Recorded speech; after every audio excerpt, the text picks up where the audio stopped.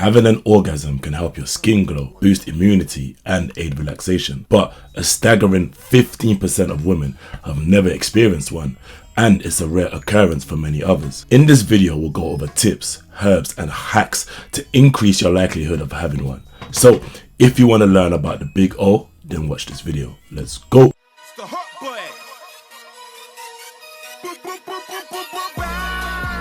Yeah, it's the hot boy. This is a highly requested video by many ladies, and firstly, I appreciate all the love and support and all the requests on this video. Many of you have asked for just a video for the women because I made many for the men as well. But 50% of people on this channel are women, so I appreciate you all. Women are some of the biggest consumers of lingerie, sex toys, games, and there's even a pill dubbed the female Viagra. This shows, for one, that there's an active effort on the woman's side of things to ensure it's pleasurable for both partners. But also, for two, some people are struggling to achieve what they want to achieve. They're struggling to gain maximum pleasure and maximum effort. And people are willing to spend money on the solutions. I already have a lot of videos on these subjects, some for women, some for guys, but as it takes two to tango, I'm hoping some of you ladies will find this video useful too. Fun fact, there are many types of orgasms. Some argue, for one, that it's all clitoral, as the clitoris internally is quite big and spreads quite a lot. But others say these orgasms are separate, and some of these types of orgasms are G-spot orgasms, deep spot, clitoral, and the list goes on. Can you name any others? Comment down below. Orgasm, the word, comes from a Latin word orgasmus from ancient Greek, which is derived from the word excitement, swelling, or orgiao, which is to swell with moisture, and is officially defined as the sudden discharge of an accumulation of sexual excitement. This definition is very telling, so remember this, and we'll dive over this or show you guys what it's associated to later on in this video, so the relevance will come clear later. But we'll start with this. An orgasm starts and ends in the mind. It starts and ends in the brain. Here's another fun fact for you. Both men and women can orgasm from wet dreams, that is, to have an orgasm while sleeping. That's an orgasm just using the mind alone without any physical stimuli or any physical stimulation. And some people can actually do this whilst awake, just by thinking and breathing. This shows the power of the mind, and when it comes to orgasm, this has been proven using MRI machines. One study showed 10 women who were able to have orgasms just by thinking. And this study found that their heart rate, blood pressure, pupil dilation, and pain threshold all increased, and the brain measures were exactly the same as those who experienced physical orgasms, those using the body or physical stimulation. And what this starts to show is, let's not discount the mind, and the mind is something we'll focus on with some of the tips that I'll give you during this video. So, as we always do, we're going to go over some quick tips for the mind that you can apply today to automatically increase your chances of experiencing and getting the big O, if not more often. The first tip is confidence and self-love. Simply put, if you don't love yourself, you aren't confident or have the ability to let go and live in the moment without fear, worry, or judgment, it will be harder to climax. That stiffness, one study found that body dissatisfaction, which is likely paired with physiological distress, are likely related to impaired orgasm responses and may diminish sexual satisfaction. So the key point here is love who you are today or work towards who you want to be. That confidence would definitely help you. But being insecure with who you are today is like a double punishment. And if it's something you can't change, learn to love it, because somebody will love you for this exact thing that you're insecure about. So the second key tip is avoiding, to some extent, goal-orientated intimacy. Goal-orientated intimacy is where the goal is to have an orgasm, is to climax. It's sort of like a prize, or that's the point of actually having intercourse. And sometimes this can be sort of counterintuitive, because when it's something you want so bad, it can sometimes escape you and you don't enjoy the process or live in the moment. Remember, an orgasm is the build-up of sexual excitement. This is the progressive build-up mentally, which transforms into the body. So you're wetter, you're more engorged with blood, the blood flow is higher, you're more sensitive. But this excitement is also chemical, and chasing the goal of it sometimes eludes you to it.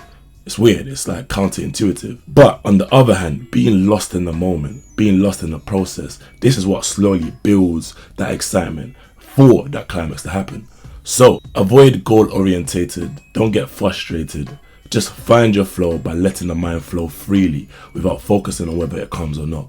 And what you may find is that it makes things come faster, pun intended. Third tip is breath work. Breathing and orgasms and good sex are linked. This is a fact. But it's also a fact that many of us don't breathe. We really just have shallow breathing all the time. And it gets worse when we're being intimate because of all the pressure that we put on ourselves. So breathe deeper. And this is for both men and women. There's power in breath. When we are aroused, this increases blood flow, making the vagina swell in size become a bit more sensitive. And this blood flow is also responsible for the increase in vaginal lubrication. And this is needed for intercourse. And that sensitivity, those signals to the brain and so much more is important and a byproduct of blood flow. But at its core, deep breathing relaxes the body and also increases blood flow, allowing things to flow smoothly. So that's something you want to bear in mind. How deep are you breathing? This might be an exercise to even try with your partner. When you want to breathe shallow, or when your body's telling you to breathe shallow, breathe deeper. Focus on it.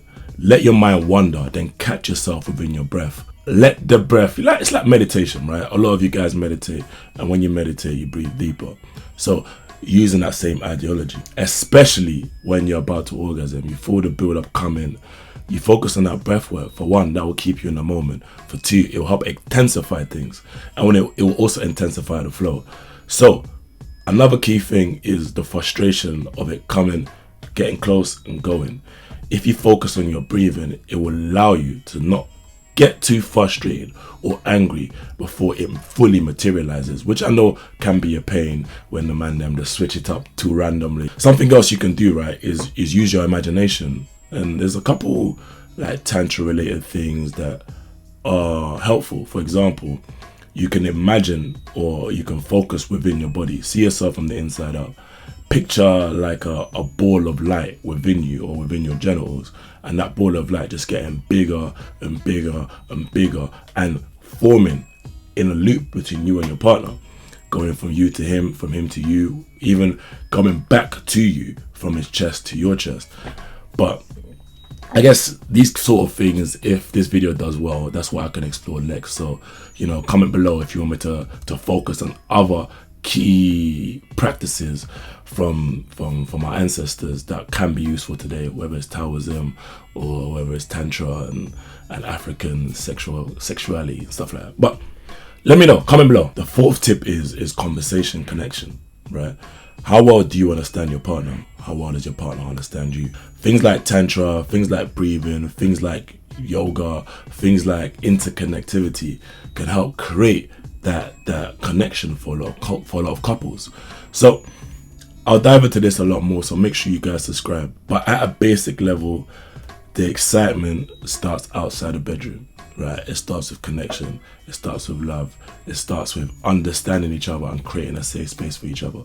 And so much of sensitivity, sexuality and sensuality is in the mind. The mind is a force, energy, and the body needs the mind, but the mind doesn't need the body. So a good place to start is with these core 4 principles. Give them a try and let me know what you think. Remember guys, the mind is sort of like a mix of hormones and hormone-like transmitters, and each of these can impact your state. For example, the stress hormone cortisol will dampen sexual desire and impact serotonin and dopamine. Both of these are important for desire and libido, or even actually climaxing. So relax, love yourself, love who you are, love who you're becoming, let go and enjoy. Once you master the above 4 points, although they are simple, they'll be very impactful. Once you master those, the herbs that I'll speak about next is like the icing on the cake, making it so much sweeter. So here are 4 herbs that can help rev up your sex life. Let's go. The first herb is Damiana. One study found that postmenopausal women who took this herb, 72% of those women reported a significant increase in sexual desire, and 86% of those women found an increase in sexual satisfaction with their overall sex life while using this herb. And that is compared to a control group. And this shows how powerful this herb can be. And if it can work for them, it might be able to work for you. This herb can be used in a simple tea. The second herb is Tribulus Terrestris. One study found that this herb dramatically improves performance and sexual sensitivity for women. This study looked at desire, arousal, lubrication, orgasms, satisfaction and pain. And after 4 weeks, it was concluded that it can be safely and effectively used to improve desire in women, but it still warrants a little bit of further research. But there's a lot of women talking about the powers of Tribulus Terrestris online. In my opinion, this herb is powerful. I have another video on it too if you want to learn a bit more. Just click the eye. And it can be infused as a tea. You can even have the powder and use it in your smoothie. The third herb is Shatter Varie. Shatter Varie can help aid blood flow and blood flow to the genital areas, which increases the sexual satisfaction and also lubrication, allowing you to feel more relaxed. Shatter Varie itself is a libido booster, and it helps with mood, stress, and it also helps tackle some of the key libido killers. And that's something you need to be aware of. A couple things that kill libido. Shatter Varie can be enjoyed in your smoothies and your juices just by getting the powder. The fourth herb is Rosia. Rosia helps balance hormones, reducing cortisol, which, as I spoke about before, can impact your sexual health and also impact libido. But it can also support the adrenal glands, helping maintain dopamine and serotonin levels, which can help reduce stress and thus helping keep things going, helping keeping things at flow. As a bonus, and for this bonus, make sure you drop a like down below. As a bonus, ginkgo biloba has some positivity too, especially if the sexual dysfunction is due to how you feel about yourself, your mood, your stress, which are huge issues when it comes to libido, as stress impacts both. And you know what? Here are some more bonuses that you might want to look into. And these powerful bonuses include macaroon, ashwagandha, honey goatweed, ginseng, wolfberry, and astragalus. So let me know if you want me to keep this series up. And I'm going to dive more into how to create some recipes using these herbs in our community. So if you aren't joined the community, click the join community down below and start reaping these benefits. It's new, but it's growing, and I want to start sharing a lot more. As you guys see, I'm being very consistent because this year is all about consistency and growth. I think next on this series we might dive into herbs and spirituality, or what they were used for historically, and also more in terms of the energetic field of sexual expansion. So if you want these videos, definitely comment down below and let me know. Remember, not one thing is key, not one herb, not one change is going to bring some crazy dramatic differences, but everything works together. So the lifestyle tips and the herbs, even though you will see changes from the herbs, everything comes together. So adopt a lifestyle that aids in your goal. Let me know if you have any questions or any thoughts in the comments, and let's grow. Thank you guys for sticking to the end of this video.